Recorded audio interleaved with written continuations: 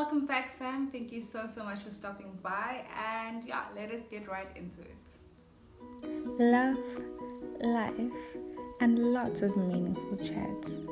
Welcome to Z's Thoughts. Alright, so today I am finishing off my two-part series of miscarriage, miscarriage, pregnancy, delivery. So this is part 2, and if you haven't watched part 1, I think you should go back, take a moment to watch it, and come back to this video. If you are up to date, my fellow fam, my fellow people, let us continue. So today I'm going more in depth on how things went with my delivery. And for me, I think it was just more than just the process of giving birth, but everything that came into it, all the surprises, all the unexpected events that took place. And today I'll be just sharing on that. And I hope you enjoy yourself while listening. Don't forget to comment, like, subscribe to the channel if you haven't, and become a part of the family.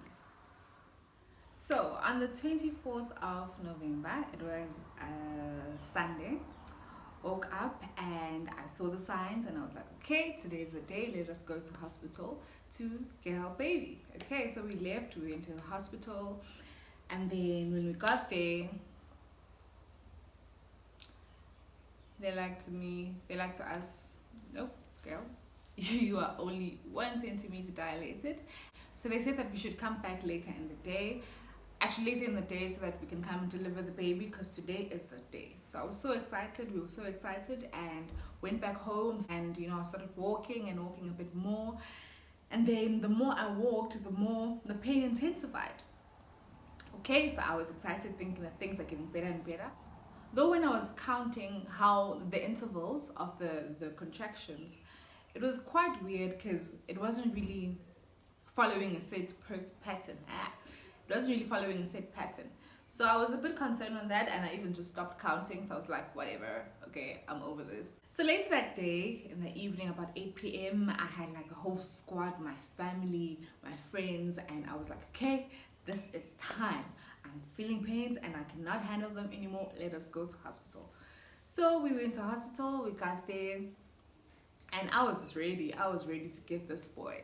Little did you know, when they checked, they said, no, baby girl, shame, man. You're only just 1.5 centimeters. After the whole day of working so hard and being so sure that, okay, this is happening, I was advised that I should just take it easy and rest. Or what's actually happening is that the baby hasn't engaged. So his head is basically not where it's supposed to be. Not that he hasn't turned, but he hasn't engaged. It's not where he's supposed to be. So the more I am doing this walking, the more I'm steering him towards the wrong direction. So I just have to rest, take some time to rest, and let him naturally fall into place. Then everything can start happening, The 28th of November, funny enough, that was my husband's birthday. Some people were asking me, did you guys plan it? No, we did not plan it. 28th of November. Okay, on that day, I was just over all of this, because I had been resting. I had been, I'd been expecting him to come anytime now, and he had not been coming. And on that day, it was our 40th, it was exactly the 40th week. So we were entering the 40th week. So we went to hospital, and the only reason why we went is because we used to having doctor's appointments on a Thursday. So we went there on a Thursday, and we were just planning to go to our own places afterwards, ever since it was my husband's birthday. I was just over this baby thing. I'm like, you'll come when you want, Nje, I'm over you. Little did we know that when we got into hospital to just check what's happening, they're like, no, girl, no, my lady, you're staying. You are being admitted right now. You're about 2 centimeters dilated, and we'll just break your water so that you can enter into a bit of active labor. So I was on the bed, they broke my water, and when they kept on checking me, still the same, nothing's changing. I'm not dilating at all. Okay, a couple of hours go by, they check, and they still find that his head still hasn't engaged. So there's no delivery that could take place. I think about 5 hours later, where I was getting some pains and all of those things, Still, his head was too high, so they even ended up calling the doctor to come and check what's happening, and they had to advise that I move along to having a C-section delivery. I was not, because I honestly I didn't even think about C-section at all. I never even googled or checked anything about C-section at all. So now when this comes before me, it's a total shock to my system. And because now the fact that we are on 40 weeks, anything could happen to the child, to the baby, and it was really the best thing at the time. So for me, this was a big turn-off event when I had to be told that there's really nothing we can do right now because the head hasn't come down in the first place. Before you can start dilating, the head is still too high. And yeah, I was freaking out. I don't want to lie to you. I was freaking out.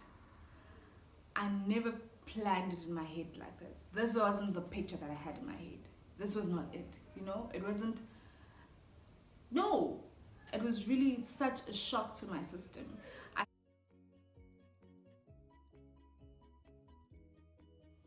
I was shaking on my way as they were taking us to theater, and I was really freaking out. Because I really had no idea. So I was asking the sister that was helping out, like, what happens with C-section? Can you tell me about it? I was having a quick crash course there. And we got into the room and they did such a great and amazing job from what I think. I just think for me, it was a great shock to my system in such a way that even afterwards, that's when reality came in, and my brain and reality were just not on the same page. My mind was really set on having having a natural delivery, because in my mind, there could have never been anything wrong. I was a healthy person. I'm healthy, so to say. And as they took out the baby, they found that there was fluid in his lungs. They found that they just found so many things, and he had to be taken immediately to ICU, NICU. So that was just, it just changed my world, honestly. So firstly, I'm not getting the delivery that I expected. Secondly, I didn't get that moment that I wanted. In my head, I had pictured it so wild that, okay, I'll deliver my baby. Afterwards, they'll be like, oh, here's your son. And then I'll hold him close to me and, have some skin to skin. All of those things that you're so prepared for. And I just didn't prepare my mind or anything else for the opposite. For me, there would be times where I would disregard the fact that I'm a mother. This was in the early stages where I would disregard that because I'm thinking, I didn't do anything. I wasn't a part of this. My emotions were not attached to what had just happened, my mind was not coming to the fact that all of this happened to me. And because when you're having the operation, your lower body is numb. So I didn't feel anything. And in my mind, that is not how things were supposed to happen, So I really had a great struggle when it came to that. And yeah, man. So from the following day, the first night I slept, the following day, I think in the middle of the day, I had started walking already. I was just like, ooh, okay. Because I don't want it to take over. So I was just like, okay, girl, you can walk. So I started walking bit by bit, and I felt like I was really improving, and I was proud of myself at the time. I'd go to the NICU to see my son and all of those things, and I really think I took things a bit too hard too quickly, because I got discharged on Sunday, and I remember that on Monday I was back in hospital. Yeah, I was back in hospital. My heart felt like it was failing. I felt like I couldn't breathe because I was walking a lot, because I had to go see my son and all of those things. And I was so focused in being a mommy. I entered into mommy mode. I entered into work mode, that I must pump milk. I must have this ready every 3 hours. I was just so busy that I didn't take time to take care of myself, or to watch or listen to my body. And in that, my body crashed. I couldn't walk all of a sudden. I was in the hospital building and I had to be taken to the emergency. And the ward I was in, it wasn't just women, it was everyone. people of all ages, and I was in the cardiac, I think it's a cardiac ward. I was in the cardiac ward, and I could not believe it. I could not believe that I was back in hospital, because it's not a great place to be in, you know.